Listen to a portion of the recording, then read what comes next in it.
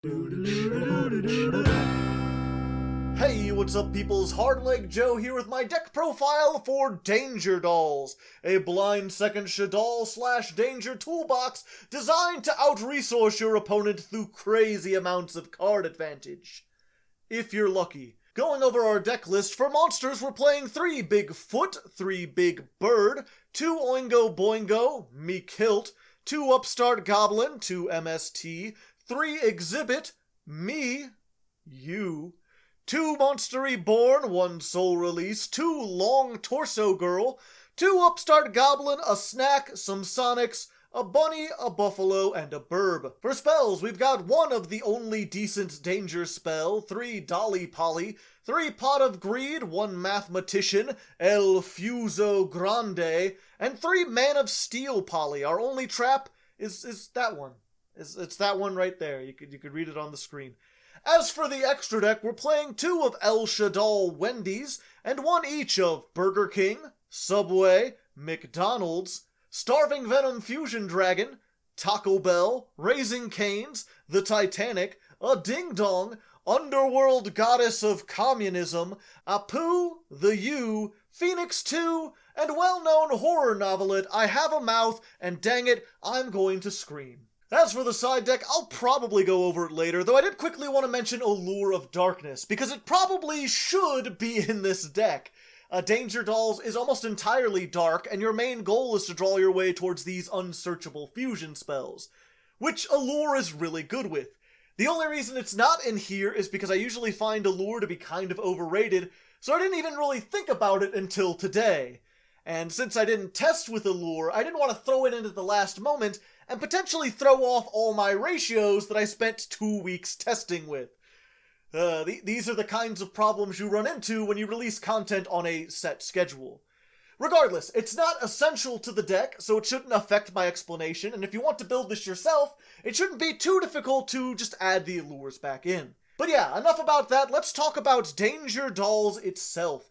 As I said in the intro, this is a blind second deck designed to play into existing boards. But unlike most Go Second decks, this one is focused less on the OTK and more on just out-resourcing your opponent. I feel like both of these archetypes are pretty well known at this point, but in case you're new to Yu-Gi-Oh!, which it seems like a lot of my audience is, here's the brief rundown on them. The main deck Shaddolls all have 2 effects. One is a flip effect.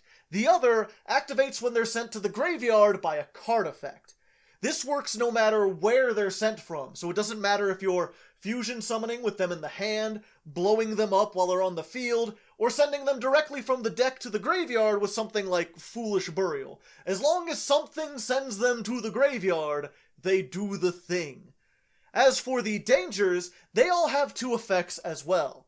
The first one is one they all share, where you can reveal a danger in your hand, then shuffle your hand, and discard 1 random card. If you discarded the thing you revealed, then it just goes to the graveyard and the effect is done. If you discarded anything else, though, you get to summon the danger you revealed and draw a free card. Their second effects are all unique, and they activate when they're discarded. So basically, if you activate a danger and your hand is full of nothing but dangers and Shaddolls, then it doesn't matter what you discard, you will be getting some kind of effect. And unless you happen to discard the same danger you revealed, you'll be putting a monster on board and drawing a card in addition to that effect. Now, most of these effects will net you some kind of positive advantage. A Nessie searches a danger when discarded, Beast draws you a card, Squamata sends a Shaddoll from your deck to the graveyard, triggering their effects, Chupacabra summons a danger from the grave, Jackalope summons a danger from the deck, Wendy summons a Shaddoll from the deck, but in face-down defense position, Snake summons itself, Clown summons itself, Falco summons itself, but in defense position, and Hedgehog searches a Shaddoll monster. All of these effects are hard once per turn, which is why many of them are played at 1 or 2. You don't really want multiples in your hand since you can't activate multiples. Still, it's not unusual to activate all the effects possible on a single turn, while drawing through your deck and summoning a whole bunch of dangers. That's why we play 3 Pot of Avarice, because it's super easy to get 5 monsters into the grave with this, which you can then recycle to draw 2 more cards and dig even deeper. As for what you're trying to draw into, mostly it's the fusion spells. Shaddolls is a fusion-based archetype, and most of their end bosses are fairly generic with their materials. Shekanaga is any Shaddoll monster and any Earth monster, Anoya is any Shaddoll in a water, and this theme continues for every attribute, making this deck perfect for Super Poly. With this, you can use your opponent's monsters as fusion material, and they can't negate or respond to it. So no matter what they're playing, you can fuse it away with a Shaddoll to both get removal and field presence at the same time. In addition to this, Shaddolls also have their own fusion card, Shaddoll Fusion. This can just act as a regular polymerization, letting you fuse monsters in your hand or on your field. But if your opponent controls a monster summoned out of the extra deck, then you can also use materials from your deck as well, which is where the advantage goes pretty nutty. Like if your opponent has an extra deck monster, Shaddoll Fusion is essentially double Foolish Burial in a deck where every monster has a graveyard effect. And the fusions you're summoning are pretty good too, I guess. App Cologne negates a monster on summon, and can be made with any 2 Shaddolls of different attributes. Winda prevents both players from special summoning more than once, and takes a Shaddoll and a Dark monster, which almost all the Shaddolls are Dark monsters. Construct is not only your biggest beater at 2800, but it destroys any special summoned monster it battles before damage calculation. It takes a light monster along with a Shaddoll though, which is why we're playing Trick Clown and this less useful Shaddoll, because these are both light targets. Shekanaga has some negate, sometimes you want to make this, but for the most part this and the rest of the fusions are just things that you're making to get rid of stuff. If your opponent has a Toad, you fuse it away to make Anatolius. It can also shut down ritual decks entirely, but that rarely comes up. We're playing the monsters for Earth, Water, and Fire, but not Wind, because it's not only the least represented attribute, but that fusion is the worst of the bunch, only having 200 attack and a dumb protection effect. I would recommend siding one copy though, just in case you go up against something like Bird Up that's going to try on an end on a first turn barrier statue of the Stormwinds. This way you have a wind monster you can special summon that'll break their board. As for the rest of the main deck monsters, they generate advantage as well, but more by removing your opponent's resources. Like, if Bigfoot is discarded, he pops a face-up card. Big Bird pops a face-down card. Dragon destroys spell traps. Genius prevents a monster's effect from activating. Aerial lets you banish 3 cards from your opponent's graveyard. And Kaios lets you discard a Shaddoll from your hand in order to gain a small attack boost. This last one usually isn't worth playing on its own, but again, we're just playing it because it's light attribute, and sometimes you do have a Shaddoll in your hand you want to discard with a card effect. All that really leaves then is our tech cards. We're playing 2 YGOPro, just because it's a level 8 danger, which helps us make things like Titanic Galaxy and Dingirsu more consistently. If it's discarded, it sends a danger card from the deck to the graveyard, which won't trigger their effects, because they specifically have to be discarded in order to activate. In order to give this a target, we're playing the 1 danger response team. If this is in the grave, you can discard a danger, shuffle this back into the deck, and then draw a free card, which can be pretty useful if you want to activate a specific danger effect while also drawing into the deck. This also has another effect. If you play it from the hand, you can bounce a danger you control and a monster your opponent controls back to the hand, which can be some nice removal from time to time if you happen to draw this. Our last monster is Mathematician, who essentially acts as just 2 more Foolish Burials, and can occasionally be used as material for Shekanaga. Then there's just our final 2 fusion cards. El Shaddoll Fusion is essentially just a quick play polymerization for Shaddolls, which can be very useful if you want to OTK. The other one, Shaddoll Schism, is a continuous trap that lets you fusion summon each turn by banishing the material from your graveyard.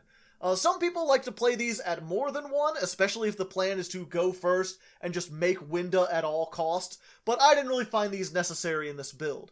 The trap is pretty good late game if you top deck it, and if you're in a good position to use El Shaddoll Fusion, you can always kind of search it in a roundabout way by sending it to the graveyard with Squamata, and then recovering it with one of the fusions.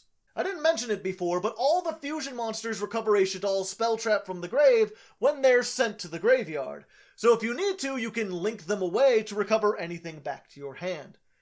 Speaking of links, most of them are just generic and can be replaced with anything except for Verte, who is super important.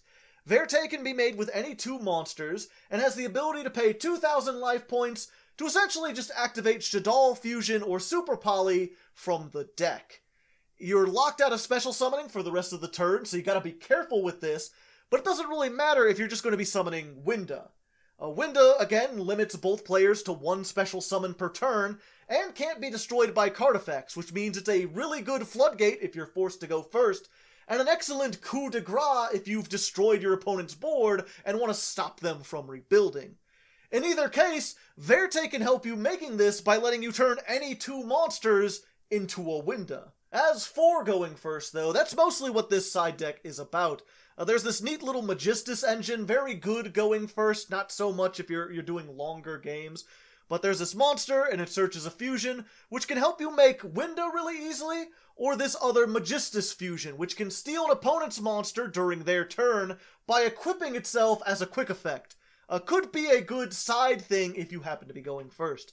Shaddolls also have a trap card that lets you activate their flip effects during your opponent's turn, which can actually be a pretty good form of disruption. A lot of the Shaddoll flip effects are pretty strong. Dragon bounces a card to hand, Squamata destroys a monster, Beast lets you draw 2 and then discard 1, which will trigger both the Shaddolls and the dangers in your hand, and Hedgehog lets you search any of your Shaddoll spell traps. You can't really get these flip effects off reliably, but because the deck slows down the game, and because we have Wendy that summons monsters from the deck face down, you should at least be aware of their effects. Because resolving them in a grind game could mean the difference between a win or a loss. But yeah, all that leaves in the side deck is a bunch of one-of extra deck monsters, usually just things for niche matchups or other super poly targets. There's also this new Hell Shaddoll monster, which has more attack and defense than any of the fusion, and its flip effect lets you banish an opponent's monster by getting rid of 1 monster from your extra deck. It has a lot of potential, but I found it surprisingly bricky. Maybe there's room for this going first, especially if you have the trap so that you can resolve the flip effect, but I couldn't get it to work. Regardless, though, there's the deck. Let me know what you thought about it down in the comments. Let me know if I did Shaddolls any justice. Like the video if you liked it, join the Patreon if you want to support this series, and subscribe for more strange deck profiles in general. I do one of these every week. Thanks again for watching, and until next time, good luck and have fun.